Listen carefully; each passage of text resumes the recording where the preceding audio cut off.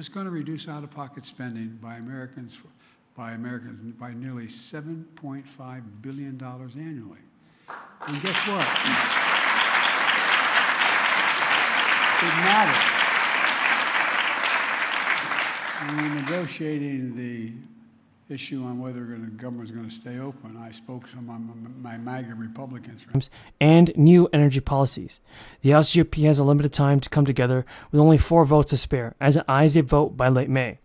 The party's list of potential demands, which also includes an across-the-board cut to discretionary spending and short political requirements like food stamps, is likely to change as the House Republicans hash out a form of bill in the coming weeks. They're also proposing to raise the debt limit for just 1 year, triggering another battle over the federal purse in the middle of the presidential primaries.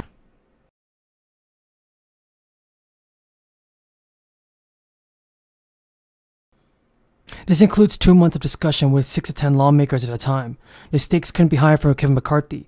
This Republican must avoid a misstep that would weaken his speakership, which any single frustrated member could voice a vote to terminate. And unlike other GOP items, which satisfy the party base, there are slim chances of any becoming law. Any debt ceiling limit is disliked by the Republican Party.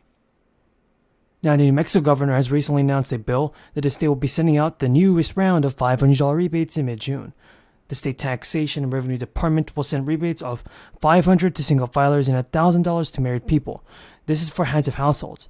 Any New Mexico resident who filed a 2021 New Mexico personal income tax return and is not declared as dependent under the person's taxpayer refund will receive the rebates automatically. It's also important to remember that there is no application to receive rebates. The governor told reporters today that there are prices for basic necessities continuing to be high across the nation, and our state is in a fantastic financial position, and it's important to me that New Mexico's families are sharing in that success. Taxpayers who receive the refund by direct deposit on their return will receive the rebate by direct deposit as well. All others will get a check in the mail, and direct deposits will be mailed and distributed first, and checks will be mailed over the following weeks. Now, eligible New Mexico residents have until next year to get this money, so everybody, don't waste time and get the stimulus check that you need. Hundreds of thousands of families in North Carolina could get another check from the state. North Carolina is receiving about $5.7 billion from the latest stimulus package. Governor Cooper wants to use that money for another round of extra credit grants. Last year, those checks went to families with kids to help with the cost of remote learning and homeschooling. The difference this time is they're using income limits. We decided we would propose an income limit because we have a ton of news about the fourth stimulus check, Social Security benefits, SSI and SSDI. Continue watching this video because you don't want to miss out on this. There's a ton of news that we have to cover, so continue watching. Folks, more direct payments are arriving for millions of people, and it has been confirmed that states will continue to send out stimulus and tax refunds until the end of 2024. So you may be able to claim a fourth stimulus check before New Year's of 2023. This year has already been filled by rapid increase in inflation, with citizens and especially those from low-income households struggling financially in the face of a cost of living crisis. Following the 2 crisis years, the economy was hit hard with several supply chain shortages and ultimately drove up the price of everyday items, including groceries.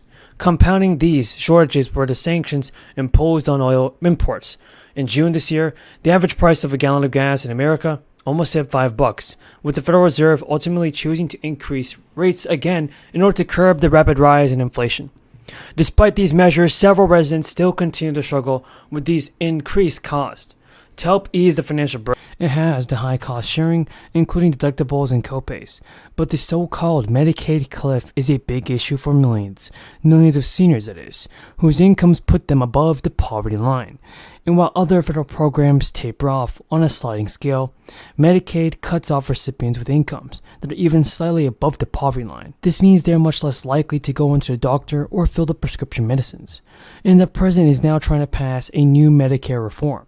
Joe Biden said his administration was focused intensely on lowering healthcare costs and criticized the Republicans who he said are intent on dialing back Medicare coverage for the millions of people.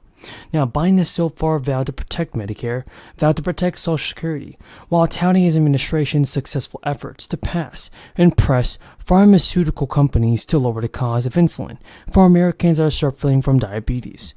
The White House thinks it has a winning message in showcasing a bill that passed last year, and that's expected to save taxpayers billions of dollars and lower the cost of prescriptions for the roughly 84 million Americans who rely on it.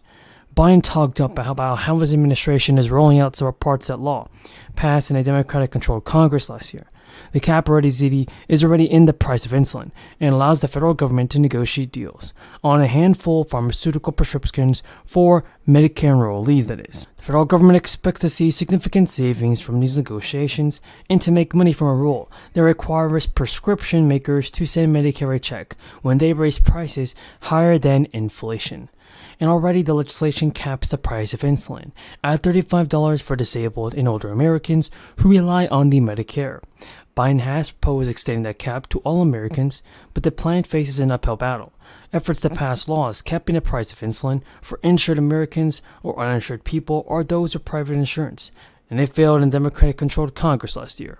Another part of the law that the administration hopes will have ripple effects for Americans is the requirement for the pharmaceutical companies to pay a rebate to Medicare when they raise the cost of prescriptions faster than inflation.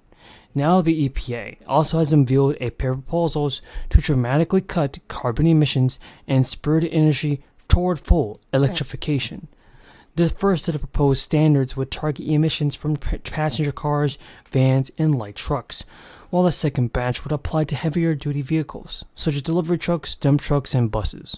The EPA estimates that if finalized, the rules will lead to the electrification of 2/3 of new sedans, as well as 50% of heavier trucks by 2032. Well, everyone here at the Morgan Hill Senior Center welcome the Social Security boost, but also point out they've been around long enough to keep it all in perspective. How's everybody doing this morning? The 85 seniors who show up almost daily here inside the city's Centennial Rec Center were dressed in pink today to boost awareness about breast cancer. The Senior Center is a place to connect and socialize, but also a place to cut costs. And for those on a fixed income, that's key, especially with the price of food skyrocketing. We have a ton of news about the fourth stimulus check, Social Security benefits, SSI and SSDI. There's a ton of information on this video that you have to watch because there's a stimulus payment that you need to know. Exciting news! A few more states have announced brand new plans that will just provide extra stimulus aid to low income and households during this winter time. There are over 9 new batches of stimulus payments that are actually set to go out to everybody to the many Americans in need of stimulus payments. So, as inflation continues to impact the United States, well, many new proposals are finally beginning to be signed into law. Anyone living in these 6 states may be receiving some extra cash sometime next year. Many of these payments are part of programs that start in 2022, but will not fully wrap up until 2023.